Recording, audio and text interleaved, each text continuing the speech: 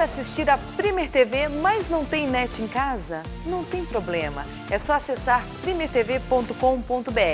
O site desenvolvido com todo o carinho do mundo para você, de fácil acesso, moderno e simples. Acompanhe toda a programação aí no site primertv.com.br.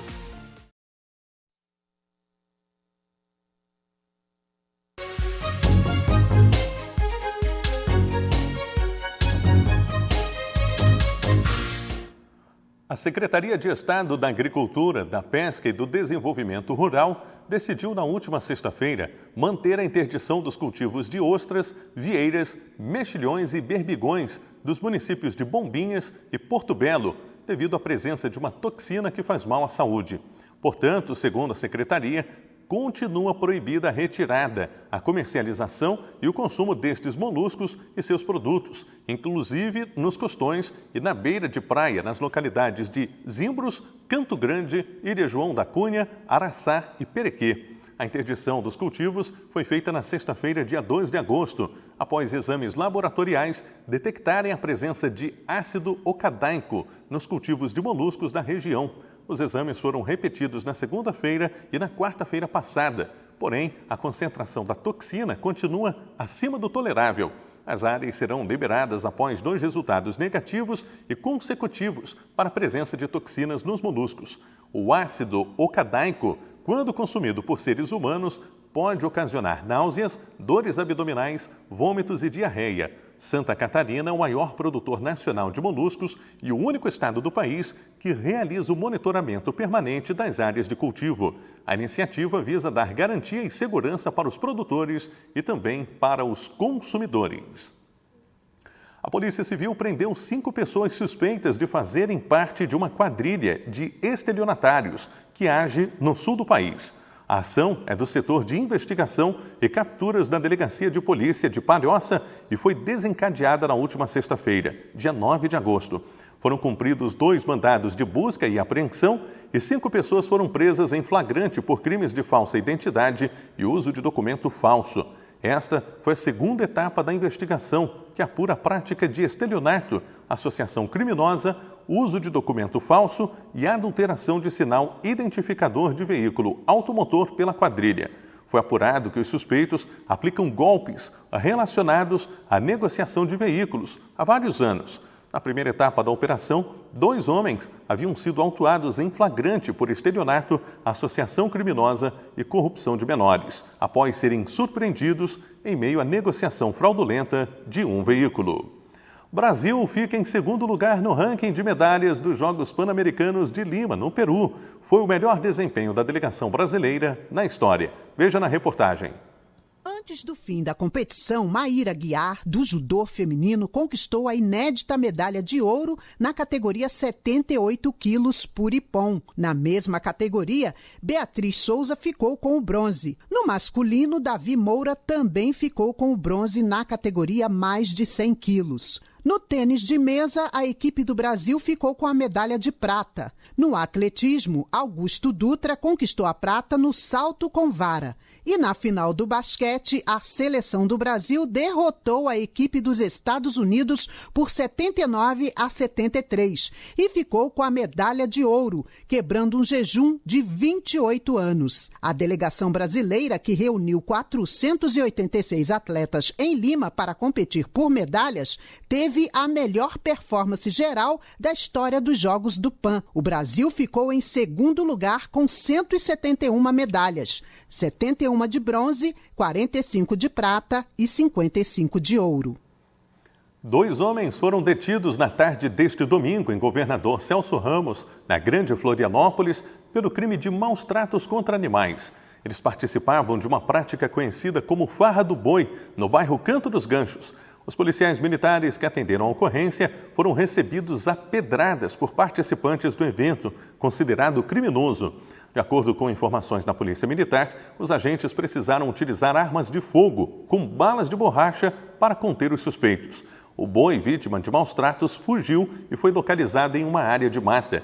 O animal não pôde ser retirado do local pelos policiais, que não tinham um laçador para transportá-lo. Proibida em Santa Catarina há mais de 20 anos, a farra do boi consiste em soltar o animal em um campo aberto e incentivá-lo a perseguir os participantes. Durante a perseguição, o boi é agredido com objetos até ser ferido e conseguir se levantar. Ao final das agressões, o animal costuma ser sacrificado. Atualmente, a pena prevista na lei federal que proíbe a farra do boi é de 3 meses a 1 ano de detenção e multa. A Prefeitura de Florianópolis lançou neste sábado, dia 10 de agosto, o programa Bairro Educador. Ao todo, serão 16 localidades que serão beneficiadas com oficinas e atividades, de acordo com as necessidades de cada comunidade. A capital é a primeira cidade do estado a aderir ao modelo internacional de cidades educadoras. O evento de lançamento ocorreu na comunidade Novo Horizonte, no Monte Cristo, na região continental de Florianópolis, com apresentações culturais, ações educativas e serviços gratuitos, como de cabeleireiro, barbearia e promoção da saúde. As oficinas começarão até setembro.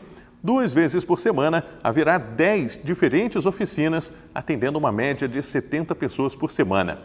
Serão oficinas de futebol, capoeira, rap, jiu-jitsu, balé, teatro, dentre outras. Segundo o prefeito Jean Loureiro, o programa será uma ferramenta no combate à violência e vai oferecer aos moradores mais uma alternativa educativa, além do espaço escolar.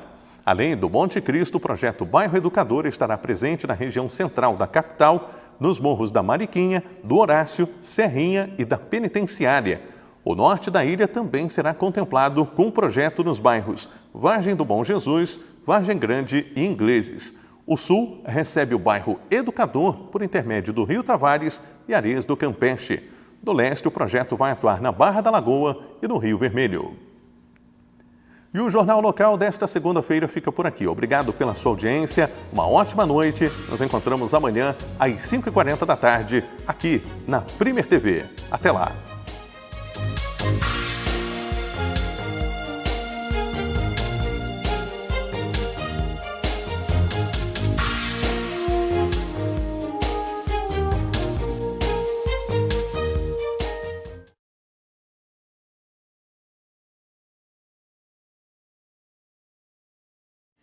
Quer assistir a Premier TV, mas não tem net em casa? Não tem problema, é só acessar primertv.com.br, o site desenvolvido com todo o carinho do mundo para você, de fácil acesso, moderno e simples. Acompanhe toda a programação aí no site primertv.com.br.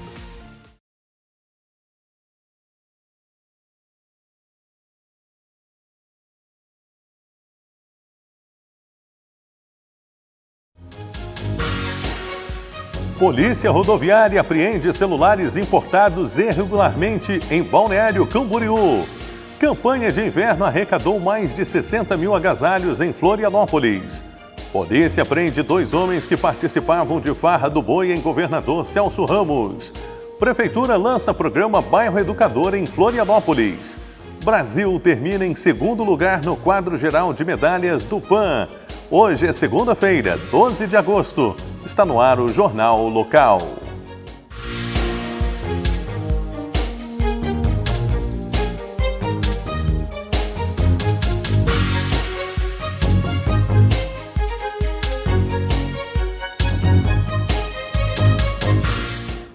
Olá, boa noite. Hoje o Jornal Local está começando excepcionalmente um pouco mais tarde, mas sempre trazendo as principais informações do dia aqui na Premier TV. Policiais rodoviários federais apreenderam na tarde de sábado, na BR-101, em Balneário Camboriú, 1.420 aparelhos celulares importados do Uruguai sem o devido pagamento das taxas alfandegárias. A mercadoria foi encontrada em um furgão Mercedes-Benz com placas de Guarujá, São Paulo. Havia ainda 20 fardos contendo caixas para óculos. O motorista disse que a mercadoria seria revendida em uma feira em São Paulo. Ele foi encaminhado à Polícia Federal de Itajaí e os produtos ao depósito da Receita Federal. Ele deve responder pelo crime de descaminho, ou seja, quando alguém representa uma concorrência desleal com os comerciantes regularmente registrados. E foram enterrados nesta segunda-feira na cidade de Marechal Cândido Rondon, no Paraná, os corpos da família morta na última sexta-feira em Alfredo Wagner, na Grande Florianópolis. Os corpos de Loraci Mateis, Carlos Tuneu e do filho deles, Matheus Tuneu, de 8 anos, foram velados na cidade paranaense neste domingo. A hipótese da Polícia Civil é que eles tenham sido assassinados. Um homem de 44 anos foi preso no mesmo dia, suspeito de ser o autor do triplo homicídio. Em depoimento à polícia, Arno Cabral Filho, de 44 anos, ficou calado.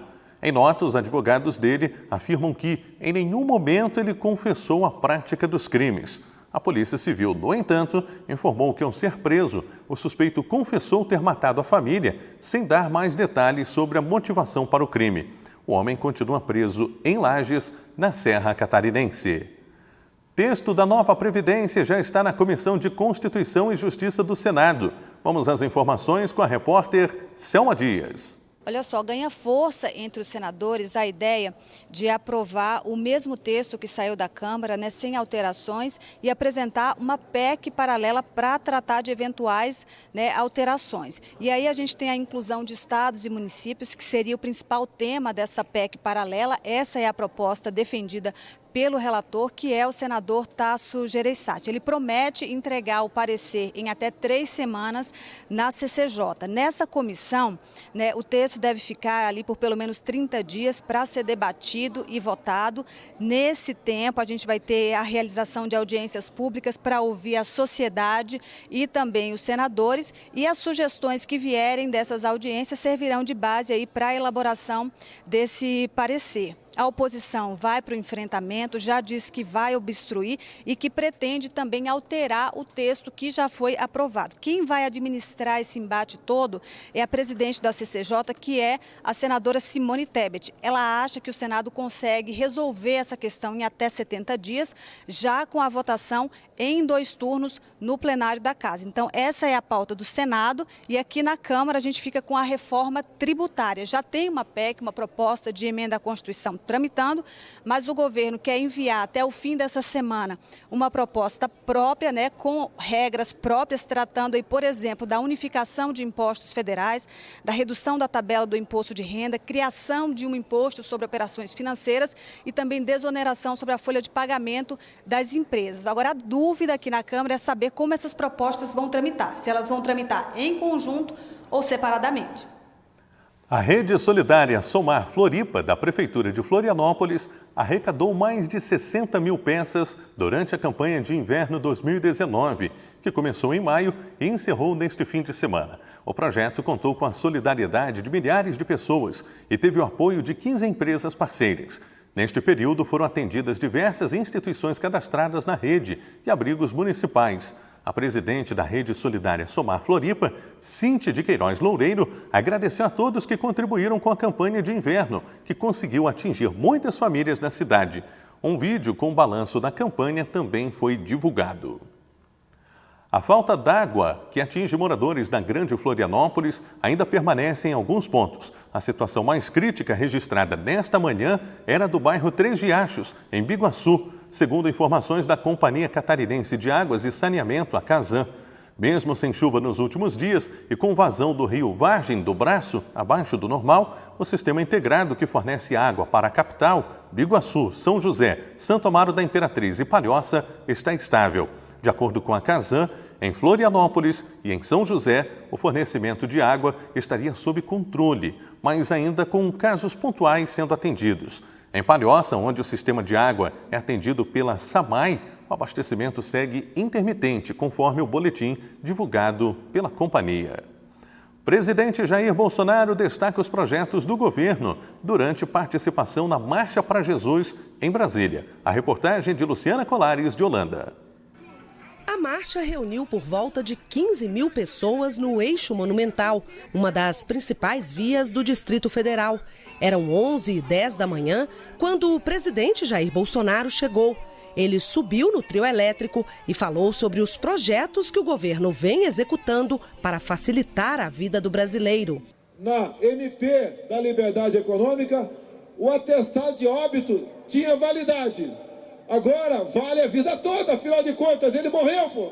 Tinha uma taxa anual de R$200 para radioamadores. Agora, em novembro, essa taxa deixa de existir. 100 mil radioamadores deixarão de pagar essa taxa anual, ninguém sabia para quê. É a mesma coisa a questão da carteira de motorista, está na Câmara. Por quê? A validade de 5 anos. Estamos propondo à Câmara passar para 10 anos. Estou numa luta para acabar com os pardais, radares eletrônicos no Brasil.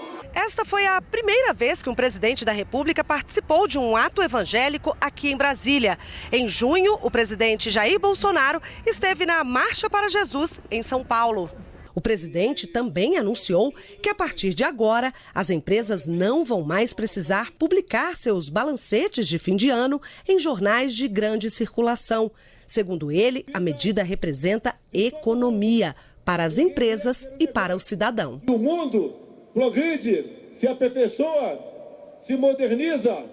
Eles podem agora publicar os seus balancetes no próprio site oficial deles, na CVM ou no Diário Oficial da União, a custo zero. E veja a seguir, comunidades de Florianópolis serão beneficiadas pelo programa Bairro Educador. Nós voltamos em instantes.